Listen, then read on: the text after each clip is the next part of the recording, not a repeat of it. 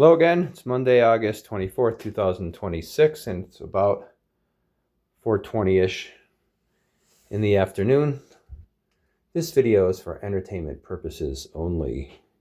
Don't assume that I know what I'm doing, and don't assume that I'm giving you any advice on how to do anything. Let's take a look at where we are with the basement finish. I did some of the spray foam to fill some of the gaps, and I've started doing taping and mudding. So this little section here, I just filled with the spray foam and then cut away the extra. This part here, I don't know if the spray foam is going to help or not. This is the place where I said there's this huge difference. I'm going to maybe have to see about leveling across that whole thing or kind of filling in the whole thing to make it level. I've got the corner bead on throughout now. I don't know if I'm supposed to do the corner bead, but I just wanted to be getting some stuff done, and I didn't feel like starting to tape and mud. I was just trying to keep the momentum going a little bit. So I said, I'll just put the corner bead on. You can see where I filled that gap with spray foam and cut that off. And I've done some stuff in spots where I put some of this fiberglass tape because there's nothing behind there. And if I sprayed in the spray foam, I think it would just shoot right through and it wouldn't do anything. So again, I don't know if that would be a code violation using any of this fiberglass tape in spots. I think you're supposed to be using paper tape for the seams, but I don't know what they would say about something like that.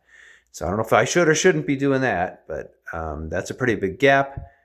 And I wanted to have some kind of backing before I was doing any of the mudding.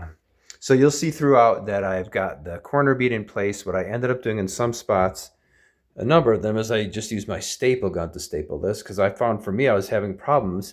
I don't know if it's because I've got the 5/8 inch drywall, but just being able to screw it in with the drywall screws was proving problematic. And it seems like this staple gun is doing okay. So again, don't know if you want to do that or not.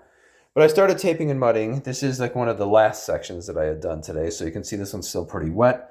I've done taping and mudding before. I don't do it a lot. I'm not particularly good at it, but I'm trying to do it better this time. And I did watch a video to get an idea of maybe what I would do differently. And I'll show you. I've got the hawk in there, so that's one thing I'm doing differently than I did before. Is I never used a hawk before, so maybe that's helped me some. We'll have to see how this stuff dries up and how the tape looks. I obviously have a lot of like ridges that I'm going to need to scrape off before I do the next coat. So I think clearly I don't quite have the technique that experienced drywallers have, that they're able to put it on a lot more smoothly with the coats that they do. And another thing that I noticed as I was doing this, it seems like we didn't do a great job of driving in the screws. And I've got lots of screws that seem like they're sticking out some.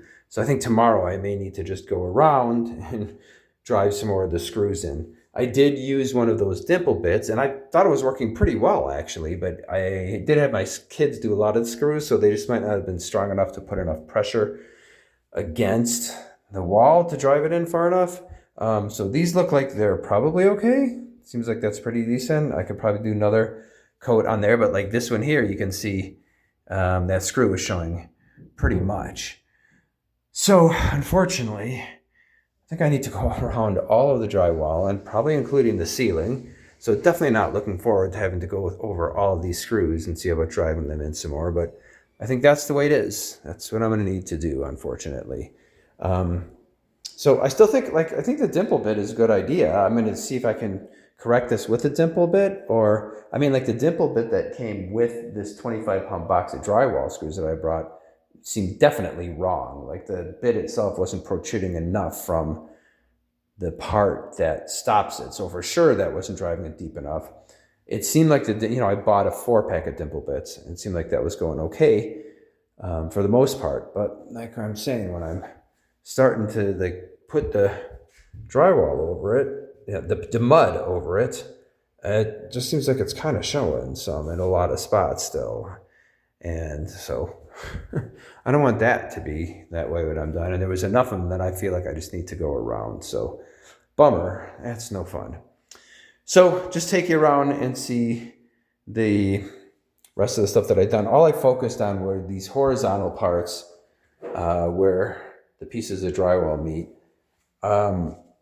Like here, seeing how this tape is bubbling a little bit, like maybe I just didn't get enough drywall compound, mud, the compound on the wall before I put this on.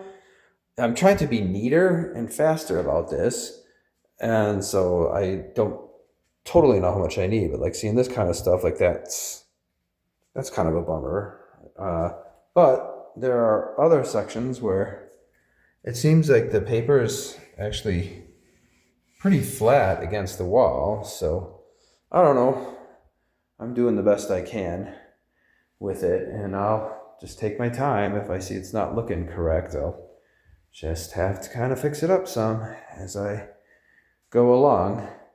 So I've done all of these seams, and they make a distinction between whether you have the factory finished or where you end up having the butt joints. Their point being that where there's like the factory finish, they kind of taper it some already, and you need to fill more than when you have a butt joint, and you don't need to fill it as much. But honestly, like, I don't know if I did it any different or not. You know, the idea is that you don't want to build up the wall too much, so that there's not going to be so much of a difference between where the flat wall is and where you've got your mud in there. But like I keep saying, I don't really know what I'm doing. I'm just doing the best that I can. And I've done this taping mudding before. It's always turned out to be okay. Like even when I look around the room with a flashlight and try to find shadows and where the panels meet, it seemed to be okay. So I hope that this time I haven't psyched myself out and like done a worse job by trying to do it better. So we'll see how it all comes out. But that's taking you all the way around the stuff here. I didn't show all of the corner bead. This is vinyl stuff, which I fine by me. I don't care if it's vinyl or metal. I just want to have that finished edge on there. So I'm hoping that'll work okay. So this is what it's looking like, and I got to be back at it again tomorrow. Thanks for watching. Hope you're enjoying following along.